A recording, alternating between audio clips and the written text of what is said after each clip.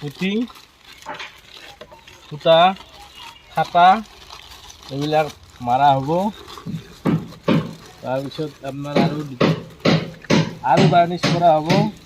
তাৰপিছত সুন্দৰ আপোনালোকে এটা বস্তু দেখা হ'ব। আমাৰ কাম চলি আছে, টেনশ্যন নল'ব আপোনালোকে।